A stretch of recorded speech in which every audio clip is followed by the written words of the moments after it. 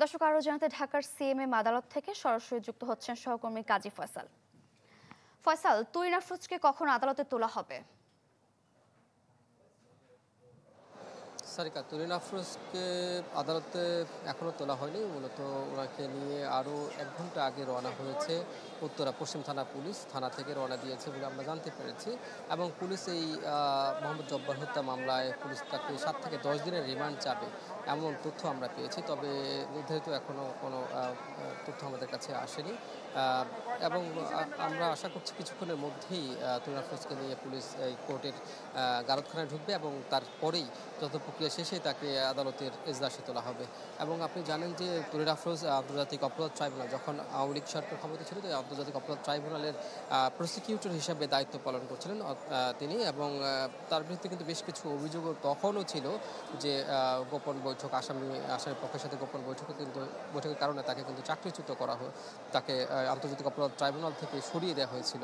এবং তিনি কিন্তু এই শুধুমাত্র যে জব্বার হত্যা চেষ্টা মামলার আসামি তা নয়, তার বিরুদ্ধে নীলফামারীতে বেশ কয়েকটি মামলা রয়েছে। এছাড়া বৈষম্যবিরোধী ছাত্র আন্দোলনের হত্যা মামলার আসামিও তিনি।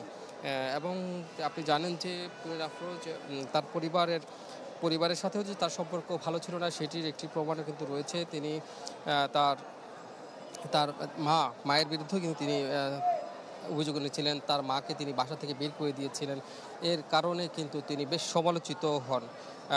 এবং তুরিন আফরোজ, আপনি জানবেন যে আসলে তুরিন আফরোজকে গত রাত 11টা উত্তরা 3 নম্বর সেক্টরের 11 নম্বর রোড থেকে তাকে গ্রেপ্তার করা হয়।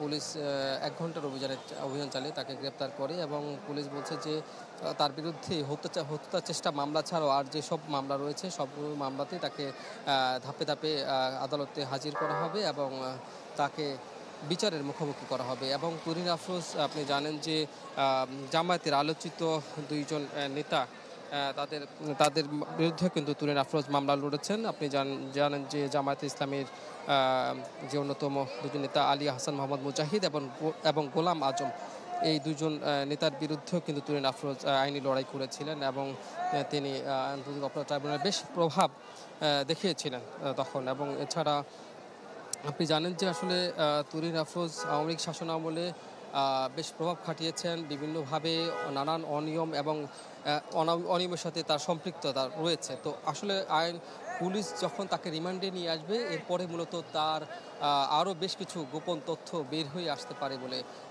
ধারণা করছে আইনশৃঙ্খলা রক্ষাকারী বাহিনী। বিশ্বমানের থার্মিক্স রড, সালাম স্টিল থার্মিক্স, দেশের একমাত্র থার্মিক্স রড।